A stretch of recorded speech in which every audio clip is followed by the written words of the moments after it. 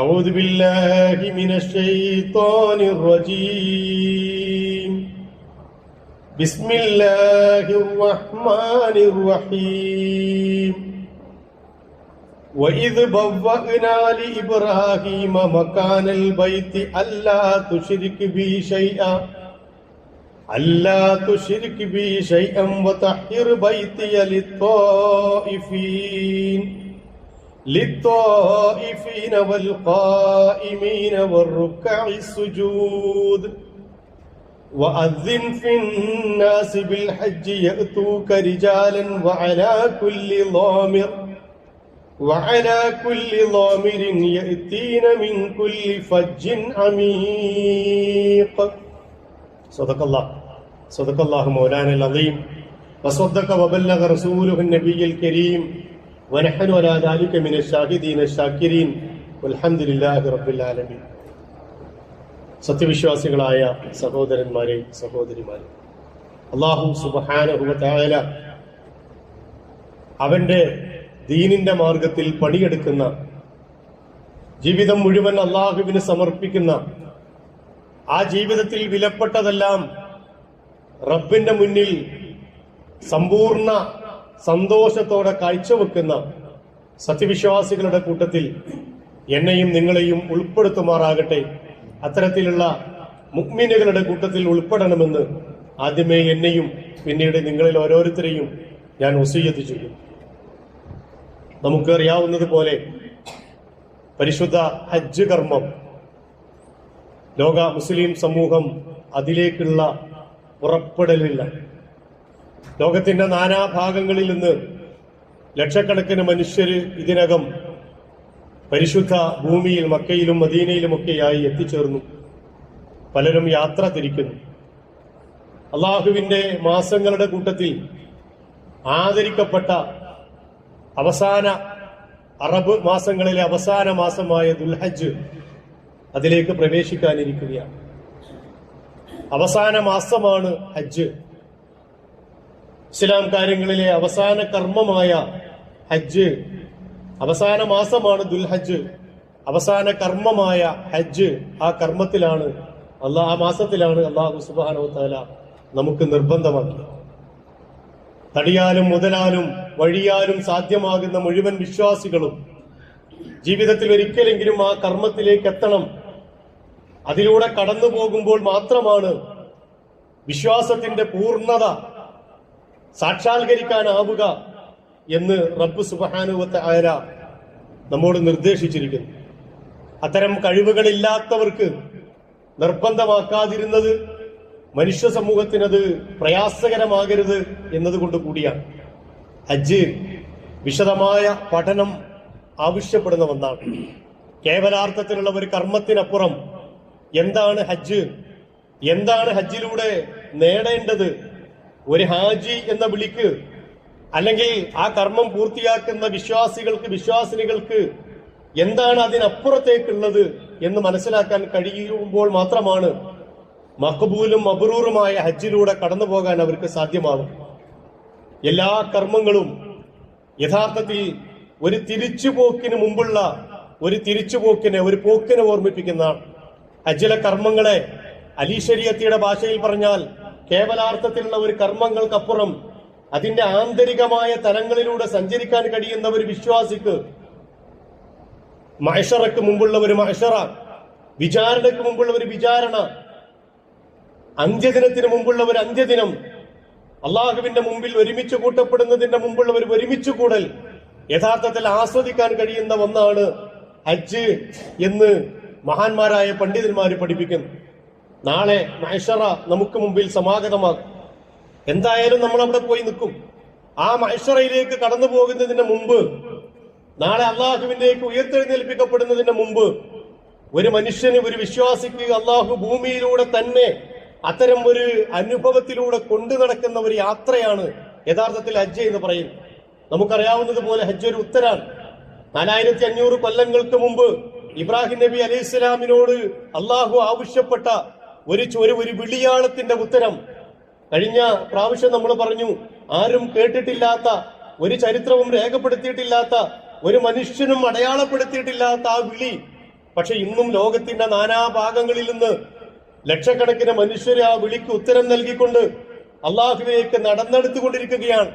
ഇനിയും അങ്ങോട്ട് പോകാൻ ഭാഗ്യം ലഭിച്ചിട്ടില്ലാത്ത ആളുകൾ നിരന്തരമായി പടച്ചവനെ, ഞങ്ങളെ റൂഹിനെ ഇസ്രായേൽ പിടിക്കുന്നതിന്റെ മുമ്പ് ആ വിശുദ്ധമായ മണ്ണിൽ നിന്റെ ഈ കർമ്മത്തിന് നിന്റെ മുമ്പിൽ ഒന്ന് ലബ്ബൈക പറയാൻ, ലബ്ബൈക അല്ലാഹുമ്മ ലബ്ബൈക്, ഞങ്ങളിതാ പടച്ചവനെ നിന്റെ വിളിക്ക് ഉത്തരം നൽകിക്കൊണ്ട് ഇവിടെ എത്തിയിരിക്കുന്നു എന്നൊന്ന് ഉത്തരം പറയാനുള്ള ഒരവസരത്തിന് വേണ്ടി ആത്മാർത്ഥമായി പ്രാർത്ഥിച്ചുകൊണ്ടിരിക്കുന്നവരാണ് ലോകത്തുള്ളത്.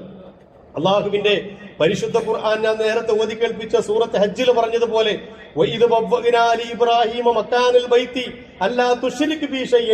ഇബ്രാഹിം നബി അലൈഹി സ്വലാമിന് പരിശുദ്ധമായ ഗേഹത്തിന്റെ സ്ഥാനം നാം നിർണയിച്ചു കൊടുത്ത സന്ദർഭം വളരെ സ്മരണീയമാണ് പ്രവാചകരെ. അല്ലാ തുശ്രിക് ബി ഷൈഅൻ എന്തിനു വേണ്ടിയാണ്? ഇന്ന അവ്വല ബൈത്തിൻ വുളിഅ ലിന്നാസി ലല്ലദീ ബിബക്ക, ലോകത്താദ്യമായി മനുഷ്യന് വേണ്ടി നിർമ്മിക്കപ്പെട്ട ഗേഹമെന്ന് പരിശുദ്ധ ഖുർആൻ പറഞ്ഞ ആ മക്കയിലെ മസ്ജിദ്, ഈ കഅബാലയം എന്ന് പറയുന്ന ആ ഗേഹത്തിന്റെ സ്ഥാനം നിർണയിച്ചു കൊടുത്തിട്ട് നാം ഇബ്രാഹിം നബിയോട് പറഞ്ഞു, അല്ലാ തുശ്രിക് ബി ഷൈഅൻ, ഒരു വസ്തുവിനെയും അള്ളാഹുവിനോട് പങ്കു ചേർക്കാതിരിക്കാനുള്ള തൗഹീദിന്റെ കേന്ദ്രമായിട്ടാണ് ഈ ഗേഹം ഉയരേണ്ടത്.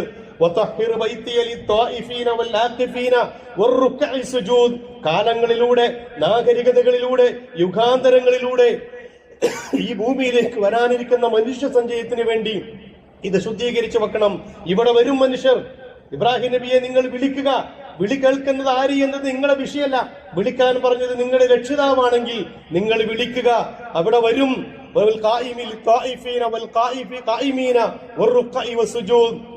ചെയ്യുന്ന, ഖിയാം നടത്തുന്ന, റുകൂഅ് ചെയ്യുന്ന, സുജൂദ് ചെയ്യുന്ന ജനകോടികൾ ഈ ഭാഗത്തേക്ക് വരും.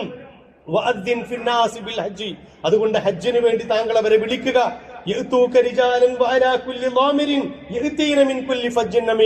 ഇബ്രാഹിം നബി തിരിച്ചു ചോദിച്ചില്ല.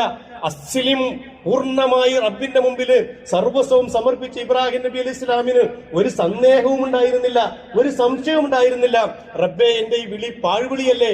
ആര് കേൾക്കാനാണിത്? ആരറിയാനാണിത്? ഒരു മനുഷ്യന് പോലും ഇവിടെ ഇല്ലല്ലോ എന്ന ഒരു ചോദ്യം ഇബ്രാഹിം നബിയുടെ മുമ്പിലില്ല. കാരണം വിളിക്കാൻ പറഞ്ഞത് റബ്ബാൻ. എന്നിട്ട് പറഞ്ഞു, അവരുടെ വരും പ്രവാചകരെ,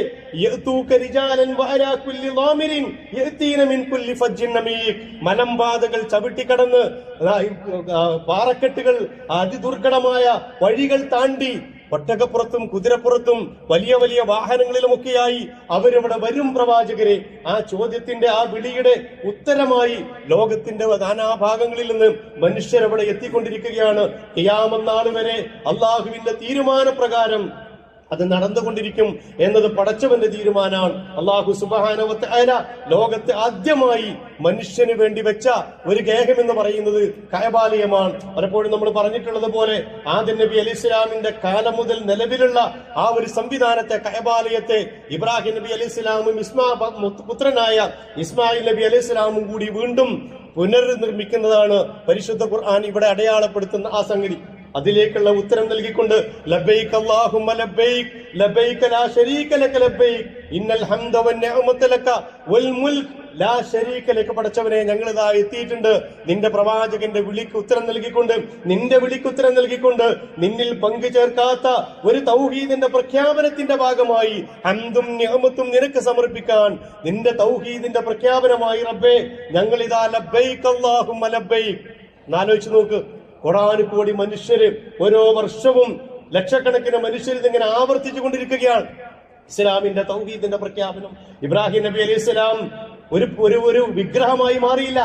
ഒരു വിഗ്രഹമായി മാറാൻ എല്ലാ അവസരവും ഉണ്ടായിരുന്ന, സന്ദർഭവും ഉണ്ടായിരുന്ന ഇബ്രാഹിം നബി അലൈഹി സ്വലാം ഒരു വിഗ്രഹമായി മാറുന്നതിന് പകരം ഇബ്രാഹിം നബി അലൈഹി സ്വലാം പ്രഖ്യാപിച്ച തൗഹീദിന്റെ പ്രഖ്യാപനത്തിന് വേണ്ടി കോടാനുകോടി മനുഷ്യര്, ലക്ഷക്കണക്കിന് മനുഷ്യര് ലോകത്തിന്റെ നാനാഭാഗങ്ങളിൽ നിന്ന് ഓരോ വർഷവും അങ്ങോട്ട് എത്തിക്കൊണ്ടിരിക്കുകയാണ്. ആ കർമ്മമാണ് ഹജ്ജ്. ഇനി എന്താണ് ഹജ്ജ് എന്ന് പറയുന്നത്? ഹജ്ജിന്റെ പൂർണ്ണമായ വിശദാംശങ്ങൾക്ക് പറ്റിയ സന്ദർഭമല്ല ഇപ്പോ. ഹജ്ജ് എന്ന് പറയുന്നത് ഞാൻ നേരത്തെ പറഞ്ഞു, ഇസ്ലാം കാര്യങ്ങളിലെ 5ാമത്തെ കർമ്മമാണ്. എങ്ങനെയാണ് ഇത് 5ാമത്തെ കർമ്മമായത്? അത് കർമ്മങ്ങളുടെ ഉച്ചയാണ്, കർമ്മങ്ങളുടെ ടോപ്പാണ്. അതിനപ്പുറത്തേക്ക് ഇനി ഒരു കർമ്മമില്ല. നമസ്കാരത്തിൽ നിന്ന്, ഷഹാദത്തിൽ നിന്ന് തുടങ്ങി നമസ്കാരത്തിലൂടെ ആരംഭിച്ച് നോമ്പിലൂടെയും സക്കാത്തിലൂടെയും പുരോഗമിച്ച് ഒരു മനുഷ്യ ജീവിതത്തെ മുഴുവൻ അള്ളാഹുവിന്റെ തൗഹീദിൽ ബന്ധിപ്പിച്ചു നിർത്തി ആ മനുഷ്യൻ അവസാനം നടന്നു തീർക്കുന്ന വഴികളുടെ പേരാണ് ഹജ്ജ്. കേവലാർത്ഥത്തിലുള്ള ഒരു കർമ്മല്ല. അവിടെ പ്രത്യേകിച്ച് എന്തെങ്കിലും അത്ഭുതങ്ങൾ കാണാനില്ല. എന്തെങ്കിലും പ്രത്യേകമായ ഈ കണ്ണിന് കുളിർമ നൽകുന്ന കുറെ വസ്തുക്കൾ ഇവിടെ ഫിറ്റ് ചെയ്തിട്ടില്ല. കഅബാലയം പോലും അത്രയൊന്നും ശില്പചാരുതയാൽ അലങ്കരിക്കപ്പെട്ട വസ്തുവല്ല. മനുഷ്യനെ തൗഹീദിൽ നിന്ന് അള്ളാഹുവിൽ നിന്ന് കണ്ണ് മായ്ക്കുന്ന ഒരു സംഗതിയും കഅബാലയത്തിലില്ല. അതിന്റെ ഹജറുൽ അസ്വദ് എന്ന് പറയുന്ന ആ കല്ല് പോലും ഒരടയാളക്കല്ല് എന്ന അർത്ഥത്തിലാണ് പരിശുദ്ധ ഖുർആൻ പ്രവാചകൻ തിരുമേനി സല്ലല്ലാഹു അലൈഹി വസല്ലം അവതരിപ്പിക്കുന്നത്. അതുകൊണ്ടാണ് ഉമർ ഇബ്നുൽ ഖത്താബ് റളിയല്ലാഹു അൻഹു ആ കല്ലിനെ നോക്കിയിട്ട് പറഞ്ഞതല്ലയോ കല്ലേ, നീ വെറും ഒരു കല്ലാണ്, അതിനപ്പുറത്തേക്ക് ഒരു പ്രാധാന്യവും നിനക്ക് ഇസ്ലാമിക സംവിധാനത്തിലില്ല. അള്ളാഹുവിന്റെ റസൂല് നിന്നെ ചുംബിച്ചിട്ടില്ലായിരുന്നുവെങ്കിൽ ഞാനും നിന്നെ ചുംബിക്കുമായിരുന്നില്ല എന്ന് പറഞ്ഞത് ഹജറുൽ അസ്വദിനോടുള്ള അനാദരവ് കൊണ്ടല്ല, മറിച്ച് ആ ഹജറുൽ അസ്വദ് പോലും റബ്ബിന്റെ തൗഹീദിന്റെ മാർഗത്തിൽ ഒരു വിലങ്ങുതടിയാകാൻ പാടില്ല എന്ന ഇസ്ലാമിന്റെ നിർബന്ധമായ ഒരു സംഗതി കൊണ്ടാണ്. അതുകൊണ്ട് ഞാൻ പറയുന്നത് ഹജ്ജ് എന്ന് പറയുന്നത് കർമ്മങ്ങളുടെ ഉച്ചിയാണ്. അതിനപ്പുറത്തേക്ക് സ്വർഗമാണ്, അതിനപ്പുറത്തേക്ക് മഹ്ശറയാണ്, അതിനപ്പുറത്തേക്ക് പരലോകമാണ്. അതുകൊണ്ടാണ് പ്രവാചകൻ തിരുമേനി സല്ലല്ലാഹു അലൈഹി വസല്ലം പറഞ്ഞത്, മൻ ഹജ്ജ ഹാദൽ ബൈത ഫലം യർഫസ് വലം യഫ്സുഖ് റജഅക യൗമിൻ വലത്തുഹു ഉമ്മുഹു. ഒരു മനുഷ്യൻ അധർമ്മം പ്രവർത്തിക്കാതെ നീതികേടുകൾ ചെയ്യാതെ പരിശുദ്ധമായ ഹജ്ജ് കർമ്മം നിർവഹിച്ചാൽ അവൻ റജഅക യൗമിൻ വലത്തുഹു ഉമ്മുഹു, മാതാവിന്റെ ഗർഭപാത്രത്തിൽ നിന്ന് പിറന്നു വീഴുന്ന ഇളം പൈതലിനെ പോലെ പരിശുദ്ധമായ ഒരവസ്ഥയിലാണ് ഒരു ഹാജി തിരിച്ചു വരിക എന്ന് പറഞ്ഞാൽ അതിനപ്പുറത്തേക്കില്ലല്ലോ ജീവിതം തുടങ്ങിയത്. മാതാവിന്റെ ഗർഭപാത്രത്തിൽ നിന്ന് എല്ലാ നിഷ്കളങ്കതയോടും കൂടി ഭൂമിയിലേക്ക് വന്നിട്ടാണെങ്കിൽ അതിന്റെ ഉച്ചിയാവസ്ഥയില് ആ ഗർഭപാത്രത്തിൽ നിന്ന് പിറന്നു വീഴുന്ന പൈതലിനെ പോലെ നിഷ്കളങ്കമായ ഒരു കർമ്മത്തിലൂടെ മനുഷ്യ ജീവിതത്തിന്റെ അങ്ങേ തലക്കിലെത്തിച്ച് വിശ്വാസത്തിന്റെ ഉച്ചിയിൽ കൊണ്ടുപോയി നിർത്തുന്ന കർമ്മമാണ് ഹജ്ജ് എന്ന് പറയുന്നത്. നിങ്ങൾ നോക്ക്, അതിന്റെ ഒരുക്കം മുതൽ ഒടുക്കം വരെ മുഴുവൻ മഹ്ശറയുമായി ബന്ധപ്പെട്ടതാണ്, മഹ്ശറയുമായി പരലോകവുമായി ബന്ധപ്പെട്ടതാണ്. ഒരുങ്ങണമെന്നാ പറഞ്ഞത്, ഹജ്ജിന് വേണ്ടി ഒരുങ്ങണം. ആ ഒരുങ്ങുന്ന കൂട്ടത്തിൽ നിങ്ങൾ നന്നായിട്ട് യാത്രാപാതയം ഒരുക്കണം. പക്ഷെ ആ പാതയങ്ങളുടെ കൂട്ടത്തിൽ ഏറ്റവും നല്ല പാതയം നിങ്ങളുടെ കയ്യിൽ ഇല്ലാതെ പോകരുത്. അത് തെക്കുവയാണ്, അത് മറന്നു വെച്ചിട്ട് ഹജ്ജിന് പോകരുത്. വത്തഖൂനി, അതുകൊണ്ട് ആ ഭൂമിയിൽ നിങ്ങളുടെ മുദ്രാവാക്യം എന്ന് പറയുന്നത് റബ്ബിനെ സൂക്ഷിക്കുക എന്നതാണ്. യാ ഉലിൽ അൽബാബ്, ബുദ്ധിയുള്ള മനുഷ്യരെ എന്നെ നിങ്ങൾ സൂക്ഷിക്കണം. തെറ്റുകളും കുറ്റങ്ങളും ഒക്കെ പറഞ്ഞു തീർത്ത് ഹജ്ജിന് പുറപ്പെടണം. ആരോടെങ്കിലും കൊടുക്കാനുണ്ടെങ്കിൽ കൊടുത്തു തീർക്കണം, പറയാനുണ്ടെങ്കിൽ പറഞ്ഞു തീർക്കണം, ചെയ്യാനുണ്ടെങ്കിൽ ചെയ്തു തീർക്കണം. എന്നിട്ട് വേണം ആ ഭൂമിയിലേക്ക് പുറപ്പെടാൻ. എന്തുകൊണ്ടെന്നാൽ ഇനി ഒരു സമയം വരാനുണ്ട്. വമാ തദ്രി നഫ്സും ബിഅയ്യി അർദിൻ തമൂത്, എവിടെ വെച്ചാണ് മരണം പിടികൂടുക. ഒരാളോടും ഒരു വാക്ക് പോലും പറയാതെ, ഒന്ന് മാപ്പ് പറയിപ്പിക്കാതെ, ഒന്ന് ഏറ്റു പറയാതെ, ഒന്ന് കൊടുത്തു തീർക്കാതെ, ഒന്ന് പറഞ്ഞു തീർക്കാതെ പോകാനിരിക്കുന്ന ഒരു മരണമുണ്ട്. ആ മരണത്തിന് മുമ്പ് നിന്റെ റിഹേഴ്സൽ നടക്കുകയാണ്. അതുകൊണ്ട് എല്ലാ തെറ്റുകുറ്റങ്ങളും പറഞ്ഞിട്ട് വേണം പോകാൻ. ഇവിടെ വെച്ച് ഒരുങ്ങേണ്ടതുണ്ട്, എന്നിട്ട് നടന്നു പോകണം മീഖാത്തിലേക്ക്. ഇന്ന യൗമൽ ഫസ്ലി കാന മീഖാത്ത, വല്ലാത്ത ഒരു പദപ്രയോഗം മീഖാത്തിനെ കുറിച്ച് ഖുർആൻ പറഞ്ഞിട്ടുണ്ട്. ആ അന്ത്യദിനമുണ്ടല്ലോ, അന്ത്യദിനം നിർണയിക്കപ്പെട്ട സുനിശ്ചിതമായ ഒന്നാണ്. ആ പേര് തന്നെ എടുത്തിട്ട് ഇവിടെ കൊടുത്തു, മീഖാത്തിലേക്ക് പോകണം. നിങ്ങൾക്ക് വേണ്ടി നിർണയിക്കപ്പെട്ട മീഖാത്തുകളുണ്ട്. ആ മീഖാത്തിൽ വെച്ച് നിങ്ങൾ നിങ്ങളുടെ മയ്യത്ത് കുളിപ്പിക്കണം. നിങ്ങൾ നിങ്ങളുടെ മയ്യത്ത് കുളിപ്പിക്കണം. നാളെ മറ്റൊരാൾ മയ്യത്ത് കുളിപ്പിക്കുന്നതിന് മുമ്പ് നിങ്ങൾ സ്വയം കുളിപ്പിക്കുക. നിങ്ങളുടെ കഫൻ പുടവ എടുത്തിട്ട് അണിയുക. ഈ കഫൻ പുടവയിൽ ഈ ഇറാമിന്റെ വസ്ത്രത്തിൽ ഒന്നും കൂടി കൂട്ടിയാൽ കഫൻ പുടവയാണ്. രണ്ട് വസ്ത്രങ്ങൾക്ക് മാത്രമേ അള്ളാഹു പോക്കറ്റ് വേണ്ട എന്ന് തീരുമാനിച്ചിട്ടുള്ളൂ. അതിലൊന്ന് ഇഹ്റാമിന്റെ വസ്ത്രമാണ്. ആരും അതിന് പോക്കറ്റ് വെക്കാറില്ല. രണ്ടാമതൊരു വസ്ത്രം കഫം പുടവയാണ്. ഇത് രണ്ടിനും പോക്കറ്റ് വേണ്ട. കാരണം തഖ്വയുമായി യാത്ര പോകുന്ന മനുഷ്യന് പോക്കറ്റിന്റെ ആവശ്യമില്ല എന്ന് അള്ളാഹു തീരുമാനിച്ചതാണ്. നിങ്ങളൊന്ന് ആലോചിച്ച് നോക്ക്. മീഖാത്തിനെ ആ അർത്ഥത്തിൽ ഒന്ന്, ഇഹ്റാം കെട്ടലിനെ ആ അർത്ഥത്തിൽ ഒന്ന് മനസ്സിൽ കൊണ്ടുവരിക. നമ്മളെ തന്നെ കുളിപ്പിക്കാൻ, നമ്മളെ തന്നെ കഫം പുടവെടുക്കാൻ, എന്നിട്ട് നമ്മളെ ശരീരത്തിൽ നമ്മൾ ചുറ്റി ഇനി നടക്കുകയാണ് മഹ്ശറയിലേക്ക്. വെള്ളപ്പട്ടാളം, അവിടെ വർഗമില്ല, വർണ്ണമില്ല, ജാതിയില്ല, ഉള്ളവനില്ല, ഇല്ലാത്തവനില്ല, കറുത്തവനില്ല, വെളുത്തവനില്ല. മഹ്ശറയ്ക്ക് സമാനമായ ഒരു ജനമഹാസമുദ്രത്തിന്റെ പ്രളയമാണ് നടക്കുന്നത്. ഇമാം അലി ശരീഅത്തി പറഞ്ഞു, ഇഹ്റാമിൽ നിങ്ങൾ അഴിച്ചു വെക്കുന്നത് നിങ്ങളുടെ എല്ലാ സ്വഭാവങ്ങളെയും കൂടിയാണ്. നിങ്ങൾ ഭൂമിയിൽ നിങ്ങളുടെ നാട്ടിൽ നിന്ന് വരുന്നപ്പോ നിങ്ങളിൽ പലരും ചെന്നായകളായിരുന്നു, നിങ്ങളിൽ പലരും കുറുക്കന്മാരായിരുന്നു, നിങ്ങളിൽ പലരും പരുന്തുകളായിരുന്നു. നിങ്ങൾക്ക് ഓരോ സ്വഭാവവും ഓരോ രീതിയും ഓരോ സംസ്കാരവുമായിരുന്നു ഉണ്ടായിരുന്നത്. അതുകൂടി ഇവിടെ അടിച്ചു വെക്കണം. കേവലം കുപ്പായം അഴിച്ചാ പോരാ, വസ്ത്രം അഴിച്ചാ പോരാ. ഈ ഇഹ്റാമിന്റെ വസ്ത്രം ധരിക്കുന്നതിന് മുമ്പ് നിങ്ങളുടെ എല്ലാ ഇച്ഛകളെയും ഈ ആഗ്രഹങ്ങളെയും നിങ്ങളെന്ന് പറയുന്ന ആ അനാനിയത്തിനെ കൂടി ഇവിടെ അഴിച്ചു വെച്ചിട്ട് അള്ളാഹുവിലേക്ക് പോകണം. കാരണം ഇതുപോലെ കൂട്ടം കൂട്ടമായി ഒരു പോക്ക് ബാക്കിയുണ്ട്. അള്ളാഹു സൂർ എന്ന കാഹളത്തിൽ ഊതിയാൽ നിങ്ങൾ കൂട്ടം കൂട്ടമായി അള്ളാഹുവിലേക്ക് വരും. അതിനു മുമ്പ് നിങ്ങൾക്ക് ഇതിലൂടെ ഒന്ന് പോകാൻ കഴിയണം. അവിടെ മീഖാത്തില് നമ്മൾ ഈ കർമ്മങ്ങളൊക്കെ പൂർത്തീകരിച്ചുകൊണ്ട് അള്ളാഹുവിലേക്ക് പോവുകയാണ്. ഞാൻ പറഞ്ഞല്ലോ, പിന്നീട് പോകുന്ന മനുഷ്യൻ ഹാജി എന്ന് മാത്രമാണ് വിളിക്കപ്പെടുന്നത്. മുഹമ്മദ് ഇല്ല, അബൂബക്കറില്ല, അഷ്റഫില്ല, ആമിനയില്ല, ഫാത്തിമയില്ല. മറിച്ച് ഹാജിമാര് മാത്രമാണ്, ഹജ്ജാജികൾ മാത്രമാണ്. വെള്ളപ്പൊട്ട്, അതിൽ രാജാവുണ്ട്, കുബേരനുണ്ട്, കുചേലനുണ്ട്, ഉള്ളവനുണ്ട്, ഇല്ലാത്തവനുണ്ട്, കറുത്തവനുണ്ട്, വെളുത്തവനുണ്ട്. ഇതൊന്നുമില്ലാത്ത ഒരു സ്ഥലമാണ് മഅ്ശറ. ആ സ്ഥലത്തേക്ക് പോകുന്നതിന് മുമ്പ് ഇതെല്ലാം അഴിച്ചു വെച്ചുകൊണ്ട് ലബ്ബൈക് അല്ലാഹുമ്മ ലബ്ബൈക് എന്ന മുദ്രാവാക്യം മാത്രം ചുണ്ടിൽ ഉരുവിട്ടുകൊണ്ട് നിങ്ങൾ അള്ളാഹുവിലേക്ക് നടന്നു പോകണം. ആ നടന്നുപോക്കിന്റെ പേരാണ് ഇഹ്റാമിൽ നിന്ന് അള്ളാഹുവിലേക്കുള്ള നടന്നുപോക്ക് എന്ന് മനസ്സിലാക്കേണ്ടതുണ്ട്. ഒരു തുള്ളിയായി, ഈ പ്രവാഹത്തിൽ ഒരു തുള്ളിയായി നാളെ മഹ്ശറയിൽ നിൽക്കാൻ, അർശിന്റെ തണല് കിട്ടാൻ പാകമാകുന്ന, അതിന് യോഗ്യരാകുന്ന രീതിയിലുള്ള ഒരു കർമ്മത്തിലേക്കുള്ള പോക്ക്. അങ്ങനെയാണ് ഇഹ്റാമിന്റെ വസ്ത്രമണിഞ്ഞ് കഅബാലയത്തിന് നേരെയും മറ്റ് കർമ്മങ്ങളിലൂടെയും കടന്നു പോകുന്ന ഹാജിമാരെ ഇസ്ലാമിന്റെ പണ്ഡിതന്മാര് പരിചയപ്പെടുത്തുന്നത്. അള്ളാഹുവിന്റെ മാർഗത്തിൽ അങ്ങനെ മുന്നോട്ട് പോകാൻ കഴിയണം. അള്ളാഹുവിന്റെ മഅ്ശറയിലേക്കുള്ള നടത്തത്തിന് മുമ്പ് നിങ്ങൾക്ക് ഈ ഭൂമി നടന്നു തീർക്കാൻ കഴിയണം. അൽ മുൽക്കു യൗമഇദിൽ ഹഖ്. ഈ ദിവസം, നാളെ വിധി നിർണയിക്കുന്ന ദിവസം, അത് അള്ളാഹുവിന് മാത്രം അവകാശപ്പെട്ടതാണ്. അൽ മുൽക്കു യൗമഇദിൽ ഹഖ്കുൽ റഹ്മാൻ. അത് പടച്ചതമ്പുരാന്റെ ദിവസമാണ്. വകാന യൗമൻ അലൽ കാഫിരീന അസീറ. സത്യനിഷേധികളെ സംബന്ധിച്ചിടത്തോളം ആ ദിവസം അങ്ങേയറ്റം ദുർഘടമാണ് എന്ന് പരിശുദ്ധ ഖുർആൻ പഠിപ്പിക്കുന്നു. ഒരാൾക്കും അധികാരം ആ ദിവസത്തിലില്ല.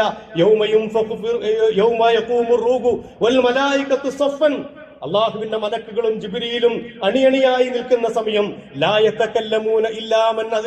റഹ്മാൻ, പടച്ചതമ്പുരാൻ അനുവാദം നൽകപ്പെട്ട ആളുകളല്ലാതെ ഒരക്ഷരം ഉരിയിടാത്ത നാളെ മഹ്ശറയിലേക്ക് പോകുന്ന നടത്തത്തിന്റെ മുമ്പ് നിങ്ങളായിട്ട് ഒരു മഹ്ശറയിലൂടെ ഒന്ന് നടക്കുക. നാളെ നമ്മളായിട്ട് നടക്കുന്നതല്ല. സൂറിൽ നിന്ന് കാഹളം, സൂർ എന്ന കാഹളത്തിൽ മൂന്നാമതും ഊതുമ്പോ ഖബറുകളിൽ നിന്ന് എഴുന്നേറ്റ് നമ്മൾ പരിഭ്രാന്തരായി ഓടാൻ പോകുന്ന ഒരു ഓട്ടമുണ്ട്. ആ ഓട്ടത്തിന്റെ മുമ്പ് നിങ്ങൾക്ക് അല്ലാഹുവിന്റെ മുമ്പിലേക്ക് ചെന്നെടുക്കാനുള്ള ഒരു സന്ദർഭം, അതാണ് ഹജ്ജിലൂടെ സാധ്യമാകുന്നത് എന്ന് നമ്മൾ മനസ്സിലാക്കേണ്ടതുണ്ട്. ഇനി മുന്നോട്ട് പോകുക. അങ്ങനെ മുന്നോട്ട് പോകുന്ന ഓരോ സന്ദർഭങ്ങളിലും അള്ളാഹുവിന്റെ ആ പരിശുദ്ധമായ ഭൂമിയിൽ നമ്മൾ നമ്മളെ തന്നെ സ്ഫുടം ചെയ്തെടുക്കുകയാണ്. നമ്മൾ നമ്മളെ തന്നെ പരിശുദ്ധിയിലേക്ക് നടത്തുകയാണ് എല്ലാ അർത്ഥത്തിലും. തവാഫ് നിങ്ങൾ ആലോചിച്ച് നോക്ക്. ഞാൻ നേരത്തെ പറഞ്ഞു, അള്ളാഹുവിന്റെ ആ പരിശുദ്ധ കഅബാലയത്തിന് ചുറ്റും തവാഫ് ചെയ്യുന്ന ഒരു ഹാജിയുടെയും ശ്രദ്ധ തെറ്റിക്കുന്ന ഒന്നും ആ കഅബാലയത്തിലില്ല. അവിടെ അള്ളാഹുവിന്റെ പ്രവാചകന്റെ ചില അടയാളങ്ങളുണ്ട്. മഖാം ഇബ്രാഹിം ഉണ്ട്, ഹിജ്ർ ഇസ്മായിൽ ഉണ്ട്. വതഖദൂ മിൻ മഖാം ഇബ്രാഹിം മുസല്ല. അവിടെ വെച്ച് നമസ്കരിക്കണം.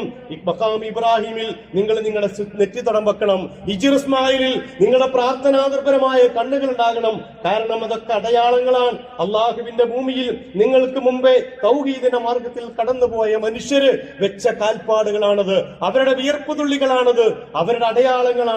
അതിലൂടെ നിങ്ങൾ കടന്നു പോകുമ്പോൾ പടച്ചവന്റെ തൗഹീദിന്റെ മാർഗത്തിൽ ഈ ഭൂമിയുടെ നശ്വരത നമുക്ക് ബോധ്യപ്പെടണം, ദുനിയാവിന്റെ നശ്വരത ബോധ്യപ്പെടണം, നാളെ റബ്ബിന്റെ മുമ്പിലുള്ള നൃത്തത്തെ ബോധ്യപ്പെടണം. അതുകൊണ്ട് ആ മാർഗങ്ങളിലൂടെ നിങ്ങൾ കടന്നു പോകണം എല്ലാ അർത്ഥത്തിലും. അങ്ങനെയാണ് തവാഫ്. ഒന്ന് തിരിഞ്ഞു നോക്കിയാൽ സഫാ മർവ നമുക്ക് കാണാൻ കഴിയും. ഇന്നുള്ള എസിയിലൂടെ സഞ്ചരിക്കുന്ന ആ സഫാ മർവക്കപ്പുറം പരിപരുത്ത പാറക്കെട്ടുകളിലൂടെ വിഭ്രാന്തിയോടെ ഓടുന്ന ഹാജറ റളിയല്ലാഹുവിനെ കാണാൻ കഴിയണം ഒരു ഹാജിക്ക്. സഫയിൽ നിന്ന് മറുവയിലേക്ക്, മറുവയിൽ നിന്ന് സഫയിലേക്ക് ഇടയ്ക്ക് വല്ലാതെ ധൃതി പിടിച്ചുകൊണ്ട് ഓടുന്നു. ഇന്നും ഹജ്ജും ഉംറയും ഒക്കെ നിർവഹിക്കുന്ന ആളുകൾക്ക് ഒരു പ്രത്യേക പോയിന്റിലെത്തിയാൽ ആണുങ്ങളും നമ്മളൊന്ന് ധൃതി പിടിച്ചോടണം. കാരണം അത് ഹാജറയുടെ ഓട്ടമാണ്. ആ തന്റെ കുഞ്ഞിന് വേണ്ടി, ഒരു തുള്ളി വെള്ളത്തിന് വേണ്ടി ആ പരിഭ്രാന്തിയായ ആ സ്ത്രീയുടെ, ലോകത്തിലെ ഏറ്റവും ധീരയായ വനിതയുടെ, ഏറ്റവും ധീരയായ ഖുർആൻ പറഞ്ഞ ആ മഹദിയുടെ ഓട്ടത്തിന് അനുഗമിച്ചുകൊണ്ട് അള്ളാഹുവിലേക്ക് ഓടിയെടുക്കാൻ നമുക്ക് കഴിയണം. അവിടെ വെച്ചുള്ള ഒരു പ്രാർത്ഥനയും പടച്ചതമ്പുരാൻ പാഴാക്കി കളയുകയില്ല എന്നാണ്. കാരണം ആ പ്രാർത്ഥനയുടെ ഉത്ഭവം ഹാജറ റളിയല്ലാഹു അൻഹുവിന്റെ പ്രാർത്ഥനയിൽ നിന്നാണ്. സഫയിൽ നിന്ന് മറുവയിലേക്കും, മറുവയിൽ നിന്ന് സഫയിലേക്കും സംസം കിണറിന് നിങ്ങൾക്ക് കാണാം. ഞാൻ കഴിഞ്ഞ ആഴ്ച പറഞ്ഞു, സംസം കേവലം ഒരു വെള്ളമല്ല, ഒരു അത്ഭുത ജലം മാത്രമല്ല, അത് ലോകത്തിൽ നിന്ന് നിലനിൽക്കുന്ന വെള്ളങ്ങളിൽ ഏറ്റവും അത്ഭുതമായ ഉറവയാണ്.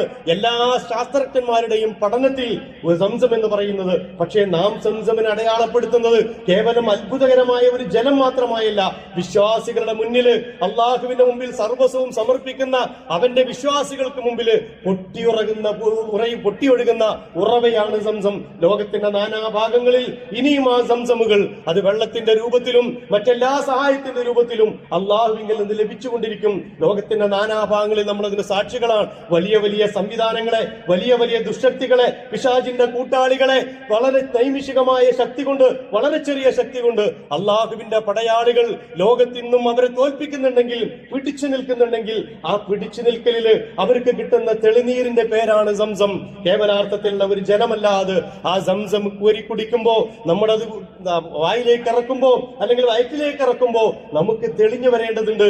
എന്നിൽ നിന്ന് ഈ സംസം ആവശ്യപ്പെടുന്ന ത്യാഗവും സന്നദ്ധതയും എത്രത്തോളമാണെന്ന് മനസ്സിലാക്കണം. അവിടെ നിന്ന് അങ്ങോട്ട് നമ്മൾ ജംറകളിലേക്ക്, അറഫയിലേക്ക് ഇങ്ങനെ പ്രയാണം ചെയ്യാൻ. അറഫ എന്ന് പറയുന്നത് നേരെ തന്നെ പറഞ്ഞാൽ മഹ്ശറക്ക് മുമ്പുള്ള ഒരു മഹ്ശറയാണ്. അവിടെ തലമറക്കാൻ പാടില്ല, ചുമല് മറക്കാൻ പാടില്ല. ഒരു തലക്ക് മുകളിൽ ഒരു ചാൺ ഉയരത്തിൽ സൂര്യൻ വന്ന് നിൽക്കുന്ന ഒരു ദിവസം നിന്റെ മുമ്പിൽ വരാനുണ്ട്. അങ്ങനെ ഒരു ദിവസം വരുന്നതിന്റെ മുമ്പ് യഥാർത്ഥത്തിൽ ഈ ഒരു നൃത്തം, ഇതും അതും തമ്മിലുള്ള വ്യത്യാസം എന്ന് പറയുന്നത്, അവിടെ പ്രാർത്ഥനകളില്ല. നാളെ അല്ലാഹുവിന്റെ മുമ്പിൽ മഹ്ശറയിൽ പ്രാർത്ഥനയ്ക്കൊരു അനുവാദമില്ല. അവിടെ തസ്ബീഹുകളില്ല, തഹ്ലീലുകളില്ല, ദിക്റുകളില്ല, ഔറാദുകളില്ല. അവസാനം നിനക്കതിന് ഇവിടെ സമയം തന്നിരിക്കുന്നു. അതുകൊണ്ട് അറഫയില് ചുട്ടുപൊള്ളുന്ന സൂര്യനാണെങ്കിൽ ആ സൂര്യന്റെ കീഴെ തലമറക്കാതെ, ചുമല് മറക്കാതെ, തലയിൽ നിന്നും കണ്ണിൽ നിന്നും വെള്ളം ഉറ്റി വീടുകൊണ്ട് നിന്റെ റബ്ബിലേക്ക് നിനക്ക് നടന്നു കയറാനുള്ള, പ്രാർത്ഥിച്ചു തീർക്കാനുള്ള എല്ലാ സങ്കടങ്ങളും പ്രയാസങ്ങളും നിന്റെ പാപത്തിന്റെ കറകളും കഴുകിക്കളയാനുള്ള അവസാനത്തെ അവസരം ഇത് ആരംഭിച്ചിരിക്കുന്നു. അത് നീ പൂർത്തിയാക്കണം. ജംറകളിലേക്ക് പോകുമ്പോ പിശാചിനെ ആട്ടിയോടിക്കപ്പെട്ട ഏറ്റവും വലിയ ഒരു ചരിത്രം അതിന്റെ പിന്നിലുണ്ട്. ഇബ്രാഹിം നബി അലൈഹിസ്സലാം പുത്രനായ ഇസ്മായിൽ നബി അലൈഹിസ്സലാമിനെ ബലിയെടുക്കാൻ കൊണ്ടുപോകുന്ന സന്ദർഭത്തിൽ സ്വാഭാവികമായും പിശാച് അതിൽ നിന്ന് അവരെ പിറകോട്ട് വലിച്ചു. പിതാവിനെ വലിച്ചു, മകനെ വലിച്ചു. അതിനൊന്നും പെട്ടുപോകാതെ ആ പിശാചിനെ ആട്ടിയോടിച്ചതിന്റെ അനുവർത്തനമാണ്, അതില്ലെങ്കിൽ അതിന്റെ അനുസ്മരണമാണ് ജംറകൾ എന്ന് പറയുന്നത്. സ്വന്തം ഹൃദയത്തില് പിശാചിനെ കുടിയിരുത്തിക്കൊണ്ട് ജംറകൾ എറിയാൻ പോകുന്ന ഹാജി ജംറകളിലുള്ള പാഴ്പ്പ് വേലയാണ് എന്ന് മനസ്സിലാക്കേണ്ടതുണ്ട്. ആദ്യം സ്വന്തം ഹൃദയത്തിൽ നിന്ന് പിശാചിനെ എടുത്തു മാറ്റണം. ആ ഭൂമി പിശാചിനിൽ അവകാശപ്പെട്ടതല്ല, അവിടെ വിശ്വാസികൾക്ക് മാത്രം അവകാശപ്പെട്ടതാണ്. അതുകൊണ്ട് ആ ഭൂമിയിൽ പിശാചിനെ എറിയാൻ പോകുമ്പോ സ്വന്തം ജീവിതത്തിൽ നിന്ന് എടുത്തു മാറ്റിയിട്ട് വേണം പോകാൻ. റസൂലുള്ളാഹി സ്വല്ലല്ലാഹു അലൈഹി വസല്ലം പറഞ്ഞു, സ്വന്തം ഹൃദയത്തില് പിശാചിന് സ്ഥാനം നൽകിക്കൊണ്ട് ജംറകൾ എറിയാൻ പോകുന്നത് പാഴ്വേലയാണ് എന്ന് പ്രവാചകൻ തിരുമേനി സ്വല്ലല്ലാഹു അലൈഹി വസല്ലം പഠിപ്പിച്ചു. അറഫ എന്ന് പറയുന്നത് ഞാൻ പറഞ്ഞു ഏറ്റവും കൂടുതൽ പ്രാർത്ഥനയ്ക്ക് ഉത്തരം കിട്ടുന്ന സ്ഥലമാണ്. ദുആ യൗം അറഫ, അറഫ ദിവസത്തിലാണ് അള്ളാഹു ഏറ്റവും കൂടുതൽ പ്രാർത്ഥന സ്വീകരിക്കുക. ആയിഷ റളിയല്ലാഹു അൻഹ റിപ്പോർട്ട് ചെയ്യുന്ന ഒരു ഹദീസിൽ റസൂലുള്ളാഹി സ്വല്ലല്ലാഹു അലൈഹി വസല്ലം പറഞ്ഞു, മാ മിൻ യൗമിൻ അക്സറ മിൻ അൻ യുതിഖല്ലാഹു ഫീഹി അബ്ദൻ മിനൻ നാർ. ഒരു ദിവസവുമില്ല അറഫയേക്കാൾ കൂടുതൽ അല്ലാഹു സുബ്ഹാനഹു വ തആല തന്റെ അടിമകളെ നരകത്തിൽ നിന്ന് മോചിപ്പിക്കുന്ന ദിവസം മിൻ യൗമി അറഫ, അറഫ ദിവസത്തേക്കാൾ. അറഫ എന്ന പേര് തന്നെ തിരിച്ചറിവിന്റെ ദിവസമാണ്. സ്വയം കണ്ടെത്തുന്ന, ഞാൻ എന്നെ തിരിച്ചറിയുന്ന ദിവസം, ദുനിയാവിനെ തിരിച്ചറിയുന്ന ദിവസം, ഈ ഭൂമിയുടെ നശ്വരത തിരിച്ചറിയുന്ന ദിവസം, നാളെ പരലോകത്തിന്റെ പ്രവിശാലതയെ ഞാൻ തിരിച്ചറിയുന്ന ദിവസം. ആ യൗമു അറഫയിൽ അത് കഴിഞ്ഞ് പിന്നീട് നടക്കുന്ന ഓരോ കർമ്മങ്ങളും അതിന്റെ ഓർഡറിലല്ല ഞാൻ പറഞ്ഞത്, ആ ഓർഡറിൽ പറയുകയല്ല എന്റെ ഉദ്ദേശവും, മറിച്ച് ഈ കർമ്മങ്ങളിൽ ഓരോന്നും അല്ലാഹു സുബ്ഹാനഹു വ തആല ഒരു വിശ്വാസിക്ക് വേണ്ടി സവിശേഷമായി സജ്ജീകരിച്ചു വെച്ചതാണ്. അതിലൂടെ കടന്നു പോകണം. നിങ്ങളൊന്ന് ആലോചിച്ച് നോക്ക്, ആ മീഖാത്തിന്റെ സന്ദർഭം മുതൽ അങ്ങോട്ടുള്ള യാത്രയെ ഒന്ന് മനസ്സിൽ കൊണ്ടുവന്ന് നോക്ക്. ഞാൻ എന്റെ കഫം പുടവയും വഹിച്ച്, ഞാൻ എന്റെ മയ്യത്തും ചുമന്നുകൊണ്ട് നാളെ എനിക്ക് വേണ്ടി ചുമക്കപ്പെടും. എന്റെ മയ്യത്ത് കട്ടില് ഇവിടെ ഞാൻ തന്നെ ചുമക്കുന്നത്. അങ്ങനെ ചുമന്ന് ഈ കഅബയിലേക്ക് തവാഫ് ചെയ്ത് ഓരോ കർമ്മങ്ങളും പൂർത്തിയാക്കി ആ മഹ്ശറിലേക്ക് ഞാൻ തന്നെ പോകുന്നു. ഞാൻ തന്നെ എന്നെ തന്നെ എല്ലാ തരത്തിലും സ്ഫുടം ചെയ്തുകൊണ്ട് മാതാവിന്റെ വയറ്റിൽ നിന്ന് വന്ന കുഞ്ഞിനെ പോലെ പരിശുദ്ധമായ ഒരവസ്ഥയിലേക്ക് ആ ഹാജി തിരിച്ചു വരികയാണ്. ഇത്രയും വിശുദ്ധമായ ഒരു കർമ്മത്തിന്റെ പേരാ ഹജ്ജ്. അത് എങ്ങനെയെങ്കിലും ചെയ്തു തീർക്കേണ്ട കർമ്മല്ല, മറിച്ച് ഓരോ കർമ്മത്തിന്റെയും അതിന്റെ വിശദാംശങ്ങളൊന്നും നമ്മൾ പറഞ്ഞിട്ടില്ല. ആ കർമ്മത്തിന്റെ ആത്മാവ് തൊട്ടുകൊണ്ട് അത് എവിടെയാണെങ്കിലും, മിനയിലാണെങ്കിലും, മുസ്ദലിഫയിലാണെങ്കിലും, അറഫയിലാണെങ്കിലും, ജംറകളിലാണെങ്കിലും, തവാഫിലാണെങ്കിലും, സഅയിലാണെങ്കിലും, എന്തിനാണെങ്കിലും ശരി, അതിന്റെ ഉള്ളിലൂടെ സഞ്ചരിക്കാൻ കഴിയുന്ന ഒരു ഹാജിക്കാണ് ഹജ്ജ് കഴിഞ്ഞു വരുമ്പോ ആ ആത്മചൈതന്യം നിലകൊള്ളുക. ആ ഹാജി ഭൂമിയിൽ എത്തിയാൽ പിന്നെ അവന്റെ മുമ്പിൽ ദുനിയാവിന്റെ ഒരു വർണ്ണപ്പകിട്ടുകളും അവനെ വഞ്ചിതനാക്കൂല. അതിനപ്പുറത്തേക്ക് ഇനി അവനൊന്നും കാണിച്ചു കൊടുക്കാനില്ല. ഇനി എന്താ അവരെ കൊണ്ട് റബ്ബ് ചെയ്യേണ്ടത്? ഈ ഭൂമിയിൽ കൊണ്ടുവന്ന് നിർത്തിയിട്ട് നാളെ നടക്കാനിരിക്കുന്ന മരണത്തിന് ശേഷം നടക്കാനിരിക്കുന്ന എല്ലാ കർമ്മങ്ങളെയും അവര് കാണിച്ചു കൊടുത്തിട്ടുണ്ട്. അതുകൊണ്ട് ഇനി അവന്റെ മുമ്പിൽ ഒന്നും ബാക്കിയില്ല. അതുകൊണ്ട് ആ പ്രവാചകൻ പറഞ്ഞത്, ആ പരിശുദ്ധമായ കർമ്മം ആ ചൈതന്യത്തോടു കൂടി നിർവഹിച്ചു വരുമ്പോ മാതാവിന്റെ ഗർഭപാത്രത്തിൽ നിന്ന് പിറന്നു വീഴുന്ന പൈതലിനെ പോലെ പരിശുദ്ധനാണവൻ. വല്ലാത്തൊരു അത്ഭുതമാണല്ലോ മക്ക എന്ന് പറയുന്നത്. അള്ളാഹുവിന്റെ പ്രവാചകൻ ഇബ്രാഹിം നബി അലൈഹിസ്സലാം തന്റെ മകനെയും ഭാര്യയെയും ഇട്ടേച്ചു പോകുമ്പോ ഒന്നുമില്ലാത്ത ആ ഭൂമി ഇന്ന് എല്ലാം കൊണ്ടും സമ്പുഷ്ടമായ ഒരു ഭൂമിയാണ്. അതാണ് അള്ളാഹുവിന്റെ നടപടിക്രമം. പടച്ചവന്റെ നടപടിക്രമം അതാണ്. ആ ക്രമത്തിന്റെ സാക്ഷികൾ, ആ സംവിധാനത്തിന്റെ സാക്ഷികളാണ് നമ്മൾ ഓരോരുത്തരും. അതുകൊണ്ട് ആ ചൈതന്യത്തോടു കൂടി ഹജ്ജ് നിർവഹിക്കാൻ കഴിയണം. പോയ ഹാജിമാർക്ക് മുഴുവൻ ആ അർത്ഥത്തിൽ അള്ളാഹുവിന്റെ പരിശുദ്ധമായി കർമ്മം നിർവഹിക്കാൻ അള്ളാഹു തൗഫീഖ് നൽകി അനുഗ്രഹിക്കുമാറാകട്ടെ. ഞാൻ നേരത്തെ പറഞ്ഞതുപോലെ ഇനിയും ആ ഭൂമിയിലേക്ക് എത്തിയിട്ടില്ലാത്ത ആളുകൾ, അവർക്ക് നിർബന്ധമായ ഒരു ബാധ്യതയുണ്ട്. അതെന്താന്ന് വെച്ചാൽ പ്രാർത്ഥിച്ചുകൊണ്ടിരിക്കണം. തൗഫീഖ് തരുന്നവൻ റബ്ബാണ്. നമ്മളിപ്പോ ഇങ്ങനെ ആലോചിക്കുമ്പോൾ എനിക്ക് ഹജ്ജിന് പോകാൻ അടുത്ത കാലത്തൊന്നും ഒരു ചാൻസും ഇല്ല, അല്ലെങ്കിൽ ഒരു സാധ്യതയില്ല. ഇപ്പോഴത്തെ അവസ്ഥയിൽ 5, 6, 7 ലക്ഷം വേണം, എന്നെ കൊണ്ട് ഇത് കൂട്ടിയാൽ കൂടില്ല. അത് തീരുമാനിക്കേണ്ടത് നമ്മളല്ല. നമ്മളോട് റബ്ബ് പറഞ്ഞത്, പ്രവാചകൻ പറഞ്ഞത് ആഗ്രഹിക്കണം. ഈ ഹജ്ജിന് വേണ്ടി ആഗ്രഹിക്കുക, നിരന്തരമായി പ്രാർത്ഥിക്കുക. അതിനുവേണ്ടിയുള്ള പ്രവർത്തനം നമ്മുടെ ജീവിതത്തിന്റെ ഭാഗമാകണം. ഓരോ വർഷത്തിലും പറ്റുന്ന ഒരു സംഖ്യയെങ്കിലും മാറ്റിവെച്ചുകൊണ്ട് എനിക്ക് ഇത്ര കൊല്ലം കഴിഞ്ഞാൽ ഹജ്ജിന് പോകാൻ കഴിയണം, അള്ളാഹുവിന്റെ തൗഫീഖ് ഉണ്ടെങ്കിൽ എന്ന രീതിയിൽ ഒരു വ്യവസ്ഥാപിതമായ രീതി അതിനുണ്ടാക്കിയാൽ പലപ്പോഴും നമുക്ക് സാധിക്കും. അതിന്റെ കൂടെ അള്ളാഹുവിന്റെ സഹായം അതിനുണ്ടാവുകയും ചെയ്യും. അള്ളാഹു സുബ്ഹാനഹു വ തആല ഈ വർഷം ഹജ്ജിന് പുറപ്പെട്ട എല്ലാ ആളുകൾക്കും മഖ്ബൂലും മബ്റൂറുമായ ഹജ്ജ് നിർവഹിച്ച് തിരിച്ചു വരാനുള്ള തൗഫീഖ് നൽകി അനുഗ്രഹിക്കുമാറാകട്ടെ. എല്ലാ പ്രയാസങ്ങളിൽ നിന്നും ആ ഭൂമി അള്ളാഹു രക്ഷിക്കുമാറാകട്ടെ. നിലവിലുള്ള സാഹചര്യത്തിൽ ഉണ്ടാകാൻ സാധ്യതയുള്ള എല്ലാ ബുദ്ധിമുട്ടുകളിൽ നിന്നും അള്ളാഹു അതിനെ സംരക്ഷിച്ചു നിർത്തുമാറാകട്ടെ. ആ ഹറമിനെ അതിന്റെ എല്ലാ വിശുദ്ധിയോടും കൂടി പടച്ചതമ്പുരാൻ സുരക്ഷിത സ്ഥാനമാക്കി ഹജ്ജാജിമാർക്ക് വേണ്ടി നിലനിർത്തുമാറാകട്ടെ. അഖൂലു ഖൗലി ഹാദാ അസ്തഗ്ഫിറുല്ലാഹ ലി വലക്കും വലിജമീഇൽ മുസ്ലിമീന വൽ മുഅ്മിനീൻ അജ്മഈന യാ റബ്ബൽ ആലമീൻ.